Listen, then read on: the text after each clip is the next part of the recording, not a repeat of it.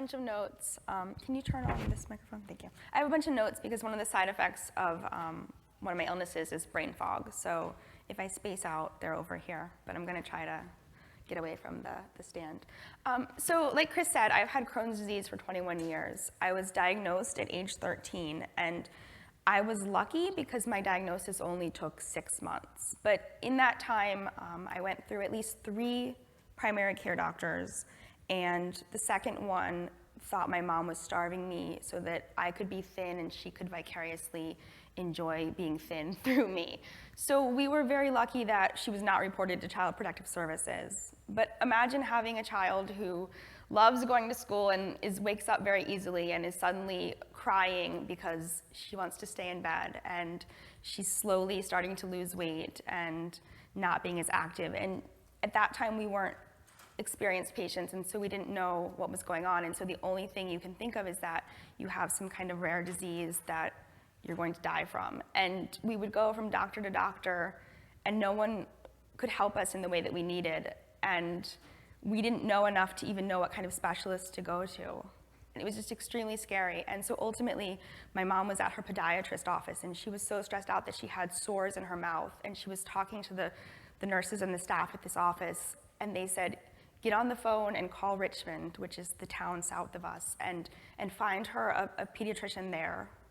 And just speaking to the pediatrician in Richmond, no exam or anything at this point, she says, I think you have Crohn's disease. And it was amazing, but it was also another door. We didn't know what Crohn's disease was, but at least we had a name then, and we could go ahead and do research, and we could reach out and find other patients and find out about it. But until you have enough knowledge to go and find out what path you're going on, it's extremely scary. So I've been a patient for 21 years, and that kind of new patient experience has sort of worn off. And so about 3 years ago, I was diagnosed with fibromyalgia. So I'm experiencing that confusion and fear, and the idea of doctors not thinking it's a real illness, or not believing that I have it because I look okay, or I fake it really well. And so I'm kind of learning that experience all over again of having to navigate something that's new. And I get really frustrated a lot of the times because patients work so hard, and it seems like what comes back to us is all these messages about how we're not doing enough, we're not working hard enough, we're not compliant enough, we're not adherent enough. And I know that maybe we don't have the best language, maybe there's not a term that's better to use, but when you're a patient and you hear those things, it sounds like you're not being compliant. That means you're not taking the medication that I told you need to take, and I don't care that you can't afford it. I don't care that there's a medication shortage. I don't care what it takes to get yourself to the pharmacy to pick that medication up. But all I care about is what I told you, and that you're not doing it, and that's the end of the conversation. And there's not enough recognition of the amount of work and effort it takes to be a patient. When you go to the doctor and you see how many different signs at the checkout that say, payment upon visit, and if you're late, there's a $50 fee, and if your check bounces, there's a $25 fee, and someone was talking yesterday about what if doctors could rate their patients. What if the doctor is rating me because I can't afford my medication, and then I get kicked out of his practice or something. So why is it that we will talk about patients or people, and sometimes people like to use the word consumer, that a patient's a consumer. But when I think of being a consumer, I think of places like Nordstrom, and I think of places like Disney World. And you walk in and there's ample free parking, and everyone is smiling. And at Nordstrom, any single person there can help you with your return, they can help you with your question. If they don't have what you need, they will order it for you and ship it to your house for free. Everything is clean. The restrooms have toilet paper. And then you go to a hospital and you have to have an x-ray done. And you don't know where to park, and they tell you it's going to be $10 to park for the day because you live in DC and everything's expensive. And you show up for your appointment time, and you have to wait in a hallway because there's not an adequate waiting room, and it's cold, and they might put you on a wheelchair and leave you for an hour and forget about you because they're busy. And the person that checks you in is grumpy because that's just their job, and they do the same thing every day. And I have a day job, and I'm probably grumpy a lot of the time too. But my day job doesn't meet people on the worst day of their life. And when you're going in to have a test, or you're rushed to the emergency room, or you're a parent bringing your child for a checkup and they're sick and you don't know what's wrong with them, I mean, that's maybe not the worst day of your life, but it's definitely not the best one. And when you can go to Disney and everyone is smiling and they're happily picking up garbage and they're smiling and, oh, thank you for letting me throw away this water bottle for you.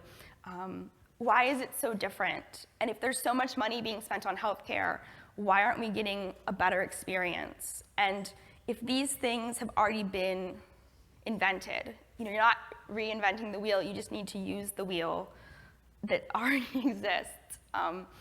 My doctor, my specialist, my gastroenterologist, they're at a big health system in Richmond, and they have 3 different portals for one doctor. When I go, I can schedule my appointment online.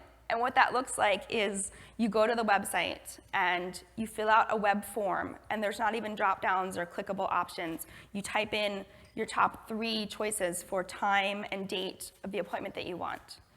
And then a few days later, some random person calls you and says, I might say Monday morning, Tuesday morning, Friday morning. Your appointment is Wednesday at 3:45. What happened? Why didn't I get any of my choices? Why do you ask me to put in my choices? Oh, well, that doctor is off on Monday, and they're in procedures on Friday, and they only work until 4 every other day, and, well, why doesn't your web system show me that? You're not saving money employing a person to have to call me if I could do it all on the website.